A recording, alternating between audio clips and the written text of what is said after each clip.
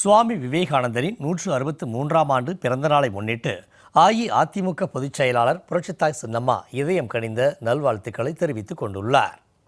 தமிழ்நாட்டில் இன்றைக்கு மாநிலம் முழுவதும் பேராபத்தை விளைவித்துக் கொண்டிருக்கும் போதை என்ற அரக்கனின் பிடியில் அகப்பட்டு விடாமல் சுவாமி விவேகானந்தரை இளைஞர்கள் பின்பற்ற வேண்டும் என்றும் புரட்சித்தாய் சின்னம்மா கேட்டுக்கொண்டுள்ளார்.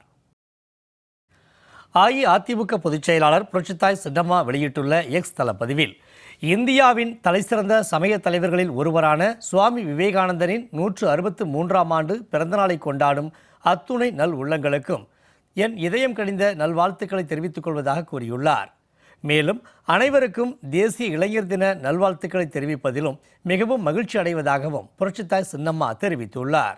சிறு வயதிலிருந்தே எல்லாவற்றையும் ஆராயும் குணம் கொண்ட நரேந்திரநாத் தத்தா என்ற இயற்பெயர் கொண்ட சுவாமி விவேகானந்தர் அவர்கள் பின்னாளில் ஸ்ரீ ராமகிருஷ்ண பரமஹம்சரிடம் சீடராக சேர்ந்தார் என்றும் மற்ற சீடர்களிடமிருந்து வேறுபட்டு விவேகமிக்கவராக திகழ்ந்ததால் நரேந்திரருக்கு விவேகானந்தர் என்ற பெயரை ஸ்ரீ ராமகிருஷ்ண பரமஹம்சர் சூட்டினார் என்றும் புரட்சித்தாய் சின்னம்மா கூறியுள்ளார்.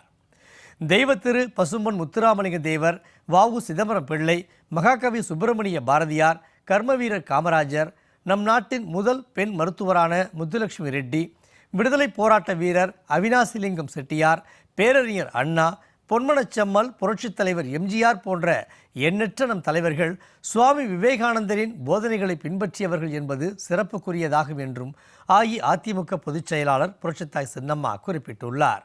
அதே போன்று நம் புரட்சித் தலைவி அம்மா அவர்களும் சுவாமி விவேகானந்தரின் போதனைகளாலும் கருத்துக்களாலும் ஈர்க்கப்பட்டு 1982 முதலில் அரசியலில் நுழைந்ததாக கூறியிருக்கிறார் என்றும், மேலும் கடந்த 2014ஆம் ஆண்டு விவேகானந்தர் இல்லத்தில் புதிதாக கட்டியிருந்த விவேகானந்தரின் கலாச்சார மையத்தையும் திறந்து வைத்துள்ளார் என்பதையும் இந்த தருணத்தில் மகிழ்ச்சியுடன் நினைவுகூர விரும்புவதாகவும் புரட்சித்தாய் சின்னம்மா கூறியுள்ளார். இளைஞர்களின் மீது அளப்பரிய நம்பிக்கை கொண்டிருந்தார் சுவாமி விவேகானந்தர் என்றும், இளைஞர்களின் மீது அவர் வைத்திருந்த நம்பிக்கையால் தான் 100 இளைஞர்களை தாருங்கள், உலகத்தையே மாற்றி காட்டுகிறேன் என்றார் சுவாமி விவேகானந்தர் என்றும் புரட்சித்தாய் சின்னம்மா தெரிவித்துள்ளார். அவருடைய எண்ணங்கள் ஈடேறும் வகையில் நம் சமூகம் முன்னேறுவதற்கும் நம் தேசம் வலிமை பெறுவதற்கும் ஒவ்வொரு இளம் வயதினரும் அனைத்து வித சமூக செயல்பாடுகளிலும் தங்களுடைய பங்களிப்பை உறுதி செய்திட வேண்டும் என்றும் புரட்சித்தாய் சின்னம்மா கேட்டுக்கொண்டுள்ளார்.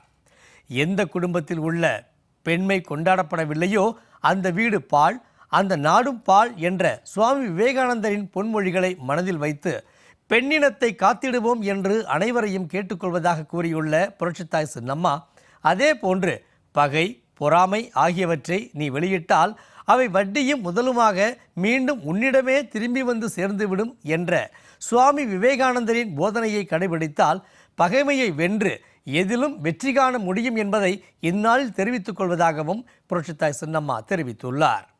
தமிழ்நாட்டில் இன்றைக்கும் மாநிலம் முழுவதும் பேராபத்தை விளைவித்துக் கொண்டிருக்கும் போதை என்ற அரக்கனின் பிடியில் அகப்பட்டு விடாமல் சுவாமி விவேகானந்தர் அவர்களை பின்பற்றி தங்களது பொன்னான வாழ்க்கையை செழுமைப்படுத்திக் கொள்ள வேண்டும் என நம் வருங்கால சந்ததியர்களான இளைஞர்கள் அனைவரையும் இந்நாளில் அன்போடு கேட்டுக்கொள்வதாகவும் புரட்சித்தாய் சின்னம்மா குறிப்பிட்டுள்ளார்.